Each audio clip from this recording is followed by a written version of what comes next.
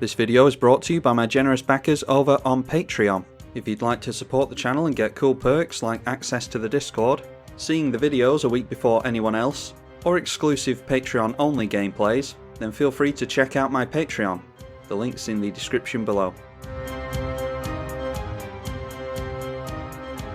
This gameplay is dedicated to rare patron Zhalfir Salcedo. Zhalfir's been with me from the very beginning, so thank you for your continued support, Zhalfir. Teysa Ozhov Scion versus Teferi Mage of Zhalfir, Atraxa Praetors voice, and Sliver Legion. First spell of the game is a Sensei's Divining Top from Teferi, and it's noteworthy as well that we are up against 3 internet randoms here, so always worries me when we see mono blue players that are running foil cards. Tends to mean that they've put a lot of effort into their deck. Alright, we've got some turn 1 plays here. A Mana Vault comes down for the Sliver Legion. Doesn't help them to get their Wooburg commander down, fortunately. And then a Blight Mamba from Atraxa, so we've got Infect. I forgot what it was like to play against randoms on Magic Online. They tend to bring more powerful decks. A Relic of Progenitus. So do I go for Oketra's Monument this turn and have that Blight Mamba coming at us? Yeah, because there's a Mana Vault here anyway. Let's go for the Crypt into Oketra's Monument. We can at least try and get some blockers down for the Blight Mamba. Then we'll hold up Windswept Heath, probably get a tap land with that, but we can hold up Path. And of all the slivers to see this early on, Crystalline Sliver is the last thing that you want. Especially against this deck, we rely on targeting a lot with Teysa Ozhov Scion. But at least when it comes down this early, it'll probably get wrapped up in a board wipe at some point. Then Blight Mamba goes in at the mono blue player. I imagine they'll want to get an Infect counter down on as many people as they can to start off with, and then they can start proliferating with Atraxa and various other means. As long as everyone has an Infect counter, they can add said counters to us without going into the red zone. Going to spin the top. Trinket Mage coming down for Teferi. That 95% of the time goes for Sol Ring. And this time is no exception. And it's a Viscera Seer for us. So I think we get down Gilded Lotus and we can make 3 black with that. And get down the Viscera Seer and the Bloodghast. And each one of those will make us a 1/1 warrior with vigilance, which will hopefully give the Infect player a little bit of trouble. Megantic Sliver. Slivers you control get +3/+3, and they are only 1 colour away from their Sliver Legion now, so they are going to have a whole heap of power and toughness in play. Luckily, I don't think they have any evasion yet. No, there's no trample. And the Shroud Sliver is going in at the Infect player. Yeah, that's the trouble. You show your opponents that you're an Infect player, and they'll tend to target you, but that buys the mono blue player a lot of time. So it's a tricky spot here. We don't know which player to go for necessarily. Target player exiles a card from graveyard. I think we're the only one with a card in the graveyard, so we get rid of our Windswept Heath, which is probably only relevant if we get into Sun Titan. Teferi goes in for the Sol Ring straight away. And now it looks as though they're just holding up their Teferi. It does have flash, so they're probably just going to cast that at the end of Atraxa's turn. Alright, Sengir Autocrat, that is 3/5, and then we can still get down the Teysa with a mana held up. So let's go for that. Getting us into another warrior, so we can exile something now. And then we'll play out the Sengir Autocrat. We'll just go in at... Yeah, we'll go in at the Infect player as well. Like I said, it's a tough choice between the Infect player and the mono blue player, but... Yeah, we'll go in and try and get them to block with this. So the 2 damage just goes through as you would expect. And we can exile a few things here because we can sacrifice the serfs. Oh, and yeah, there you go. That's what happens when you don't play patrons. I'm not playing against any patrons because there's been some difficulty in the Discord. And I'll leave it at that. Well, there was no one else up for playing, so had to play against some randoms in order to get some recordings going. And speaking of trample, unfortunately there's a Kessig Wolf run. Luckily for us, that is target creature, and they can't target their own creatures with the crystalline sliver in play, so that's a little bit of a nombo. But like I said, the board wipe is incoming, I'm sure. Although, how many board wipes does the sliver player play? Because I'm sure there aren't many from the blue player. Lancer Sliver gives first strike, which is really good with the big power on those things. Alright, this time the big Sliver's coming in at us. So let's block with a couple of serfs, or do we want to... Yeah, we can block with a couple of serfs here, I think. And then we can sacrifice them in response so that we still get the scry. Oh, alright, a Painter's Servant. That... I mean, we just combo out with that, don't we? Is it in addition? All cards on the battlefield are the chosen colour in addition to other colours, yeah, so... we put that on top, definitely. And then we just need to hope that our stuff stays in play here. Spinning the top again. So not going in for the Teferi. A Corder's Shield is +3 to Toughness and Vigilance. And now a Phyrexian Metamorph. Not too sure what that copies, to be honest. They go for a Megantic Sliver. And that is a 6/6. Because it does give itself +3/+3. Noteworthy that a lot of the older slivers give keywords and buffs and stuff for every sliver in play, which is why the crystalline sliver is giving this one Shroud. Then a Corder's Shield going onto the Trinket Mage, which means they're still not holding up counter magic or Teferi. They might have free counter magic though. So we're just going to go straight in for the Painter's Servant at this point. And we name black with that. So that all of our creatures are black in addition to their other colours, making these black and white. And therefore we can go for a few different things here. The main thing I'm worried about is Viscerous Seer. But you know what? We can't really do anything with the combo at the moment. There's a lot of Shroud flying around, so I think it's just worth for now swinging in and trying to go wide on a few players. Let's go in at the Sliver player, I think, because the blue player doesn't seem to have many cards in hand.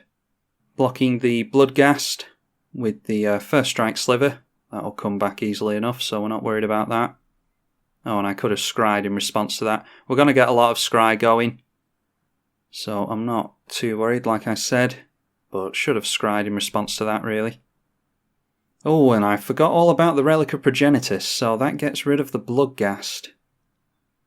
Well, if we draw into Skullclamp, we've got plenty of targets for that anyway, but yeah, Bloodghast going down is not good. We will leave it at that and see what the Sliver player can do. Sinew Sliver is +1/+1 to all Sliver creatures. That's what I was talking about, so this jumps up to a 7/7. Followed by a Howling Mine. We could do with some card draw, so I don't mind that. Yeah, we're all at very few cards in hand. There's 1 here, 2 and 2. And yep, swinging in at us. Luckily, still no evasion, then deciding to hold back. There's really no point in swinging into us because we just block with some black creatures and they are instantly replaced with a black-white flying spirit. But just in case my opponents don't know about the whole Painter's Servant combo, I'm choosing not to show it to them until the end of the Teferi player's turn. And Teferi just passing straight through their turn. So let's get rid of that Trinket Mage. We'll get rid of the spirits in order to do it because they will replace themselves, like I said. And that's the only creature we can target, unfortunately. Then we go Viscera Seer. We'll get rid of this Surf. Alright, Arid Mesa we don't particularly care about. I want to get into something to actually do with this combo now. Carrion Feeder's another sack outlet, but hopefully we'll keep the one that we've got in play. Another land on the bottom. Another land to the bottom, so apparently we're finally starting to hit all those lands. Cloud Goat Ranger is a means of piling in more damage, but I'd like a means of drawing into more cards, really. Skull Clamp sounds like the type of thing I want to be getting into. Okay, Vamp Tutor. Yes, we'll put that on top. We can tutor for the Skull Clamp, and that should help refill our hand quite nicely. Assuming that it doesn't get countered, that is. So in response to Howling Mine, we'll go for Vamp Tutor, go for Skull Clamp with that, and then we'll draw into Skull Clamp thanks to Howling Mine. Then we'll play Clamp and see if it gets through the blue player. Unfortunately it doesn't, they have a Draining Whelk. We definitely want to exile that. So yeah, that is pretty bad for us. We just have to go for another run round the table and hope that we can scry into something good. So we'll just go in with a few spirits at the mono blue player, and then we've got some blockers held up. Oh, in fact, we'll effectively untap these when we get rid of the Draining Whelk, so we could have gone in with everything there. They will block one of the creatures with the Draining Whelk, and then it's back round to the Sliver player's turn. Now a Necrotic Sliver comes down, and they can get rid of one of our permanents with that. When they untap, they'll be able to get rid of multiple permanents. Which creatures do they want to sacrifice, though? Do they want to sacrifice any? Getting rid of our sack outlet would not be good. But at least we can respond to it. Continuing to come in at us. Can we get rid of the Crystalline Sliver? I think we might be able to. So let's get rid of Draining Whelk by sacrificing these. That will untap those, and we can gang up on Crystalline Sliver, and that should give us a much better time here. Then we'll scry 3 times to get these spirits untapped. Darksteel Mutation we don't care about, we want to refill our hand. Read the Bones is not bad, but it's not good enough. Reassembling Skeleton 2 is not good enough. So we've untapped all of our spirits here. Let's just go through to blocks and get rid of the Crystalline Sliver. I'm actually going to block the Crystalline Sliver with 7 slivers, just in case they decide to get rid of one of our tokens and take us off of enough damage for that. Then we'll put the Sengir Autocrat on there. So all the slivers being blocked. And then in response to blocks, I'm just going to sacrifice a couple of the single creatures just to get even more scry going. Elesh Norn. I'm going to keep Elesh Norn on top just in case we can keep all of these tokens in play. Yeah, so let's leave that there, and then we can hopefully pile in a heap of damage at our opponents. Oh, and of course I'm forgetting all about the first strike. Alright, so that us blocking on the Crystalline Sliver was all for naught. That's why they swung in with that. Yeah, I thought we were going to get rid of that there, but obviously forgetting about the first strike. Sensei's top, going for another spin. Oh, Oblivion Stone, and they've got the mana to crack it as well. So it looks like we're not going for Elesh Norn then. This does free us up on the Austere Command at least, but it really reduces the amount of mana we have. That's probably us out of the game if they decide to go for that. So in that case we have to forego Elesh Norn, I think. Still on a mission to regain our hand.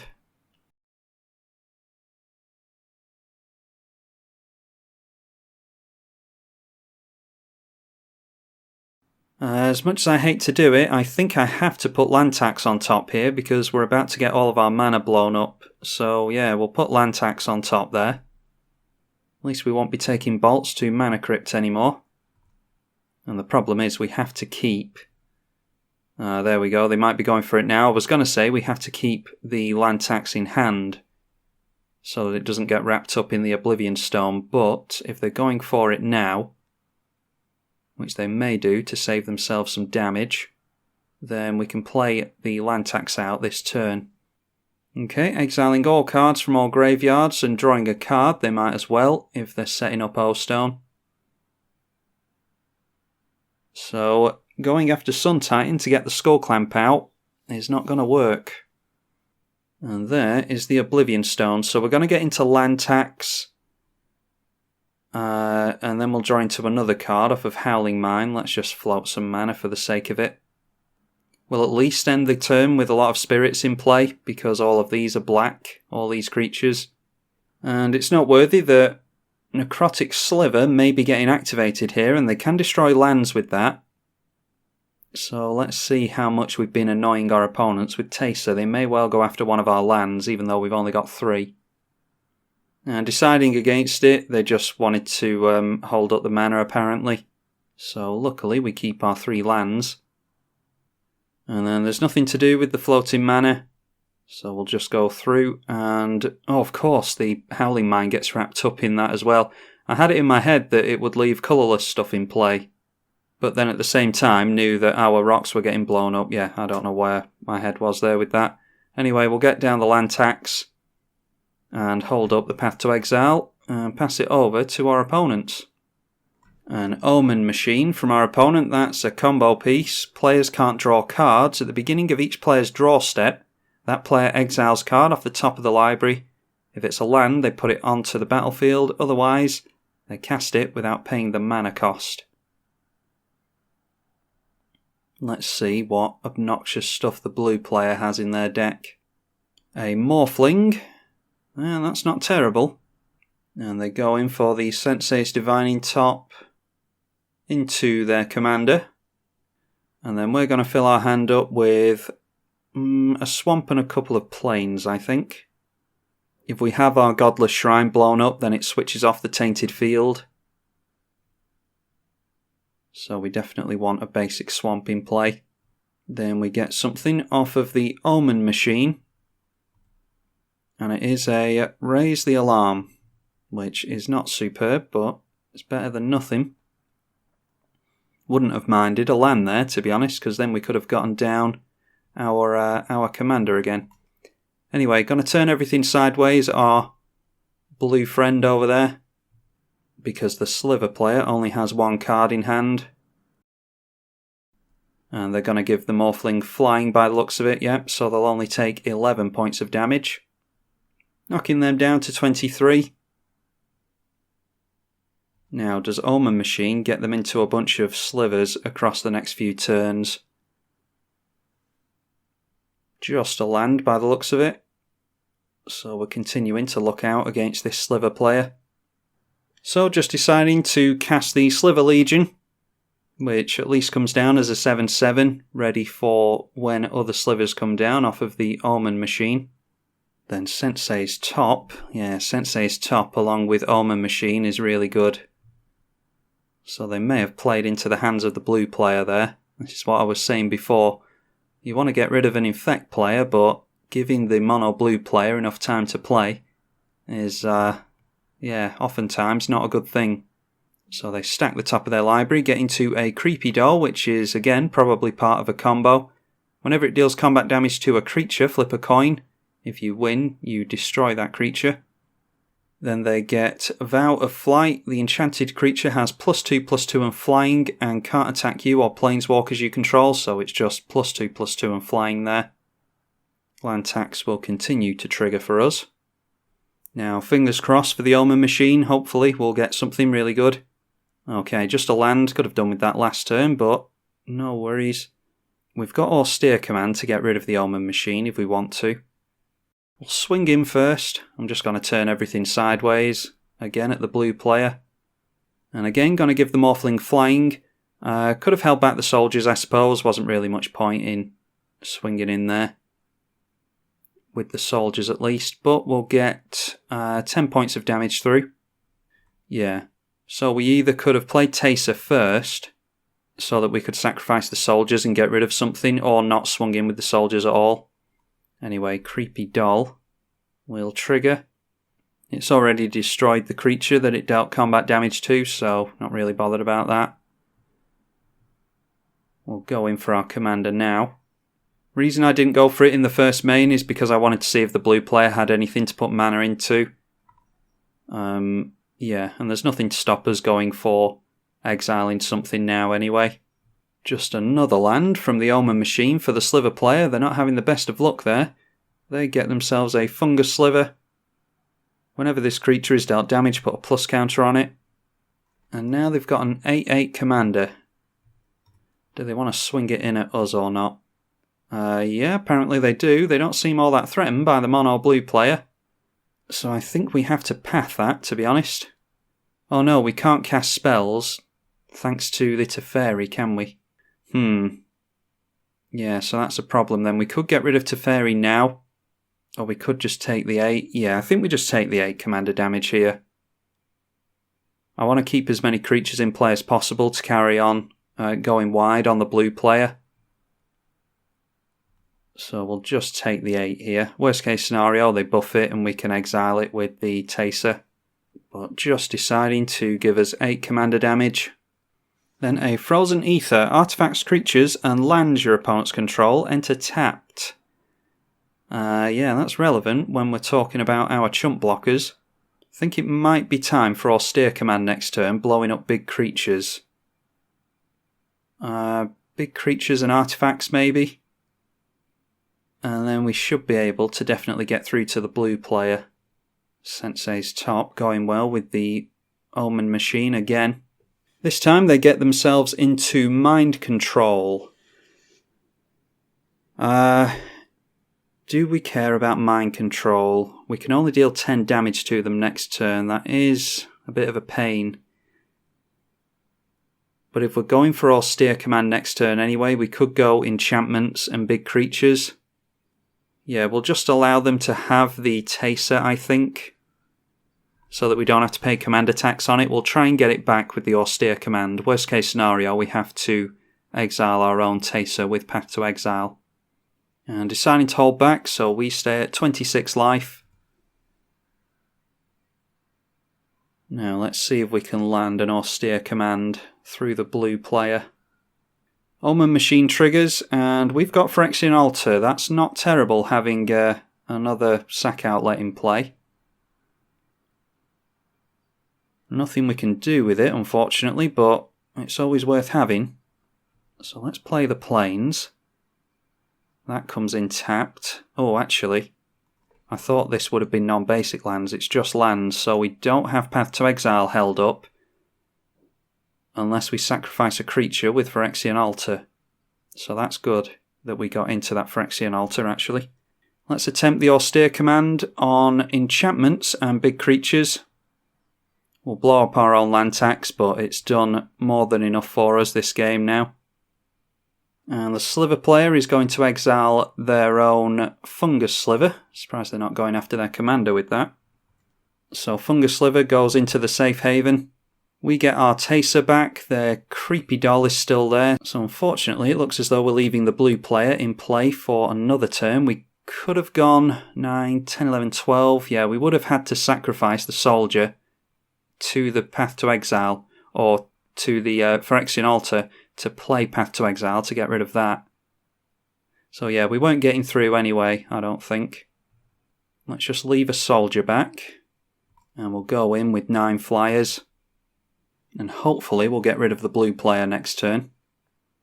Alright, they're going for Mystify Maze. That, unlike Maze of Ith, actually exiles a creature, so that token will not come back. So let's sacrifice it for a white. Showing our opponents what we've got in hand, but they might think we're bluffing anyway. And do we care about that Creepy Doll? I don't think we do. Let's just leave the Path to Exile be for now. So someone needs to rip into a board wipe in order to stop us taking out the blue player. The Sliver player over here seems to have their eyes firmly locked on us. So they might go for a board wipe if they rip into it. Safe Haven can be sacrificed here, and it is, so they get the Fungus Sliver back into play. Omen Machine continuing to trigger. They've got nothing but lands off of that so far, but finally getting into Homing Sliver. Each sliver in each player's hand has cycling of 3. Discard it and search for a sliver. They're not going to be drawing into any more slivers, unfortunately. And can they afford their commander again? That is, yes, they can afford it. Probably why they didn't go for the Safe Haven onto their commander, because they can just afford to get it out again. Might go for a path onto Sliver Legion. The problem with that is, if they get into a land off of the Omen Machine, they can just play it out again. Path to Exile onto a commander isn't anywhere near as good as you would sometimes like it to be. Spinning the top yet again. Hopefully they don't have anything really good in the top 3, because we're looking to take ourselves out a blue player next turn. Alright, that looks worrying. For 3 and tap, you draw a card. If you have 9 or more cards in hand, you flip it. Well, they can't draw with that, so it's just a blocker. Yeah, so don't care about that. So I assume that we're getting rid of the blue player this turn. And we get ourselves into a Sol Ring, which comes in untapped, thanks to us getting rid of the Frozen Ether. Play ourselves out of Plains. And then let's go in at the blue player with all that stuff. They exile 1. And we hit them for 7. I'm just going to go overkill this time. So we hit them for 6. They can exile 1 of our tokens, which is exactly what they're doing. And then they scoop before we get to deal the damage. Luckily, that doesn't make any difference. Sometimes players will do that to take you off of lifelink and things like that. Combat damage with swords and all that type of thing. We can't draw any cards. We've only got Path to Exile available to us. So we'll see if our opponent gets into some kind of evasion. We'll certainly shoot evasion with the Path to Exile. But Jukabog exiles our graveyard. That's the second time we've had our graveyard exiled this game. So certainly don't want to see Sun Titan at this point. But luckily for us, the Sliver player keeps drawing into lands. Now then, this is +1/+1 for each Sliver on the battlefield. So if we get rid of that, it will just be... yeah, this will just be a 2/2. And a 2/2. So, yeah, let's go Path. Now, Sliver Legion just comes out again, doesn't it? Let's make blocks first. We'll block there and there. Alright, they're going for Kessig Wolfram, which is fine by me. I mean, there's nothing else they're going to do anyway, but we're certainly looking to exile a creature here. Let's see what they target. Targeting their commander, so we're certainly going to...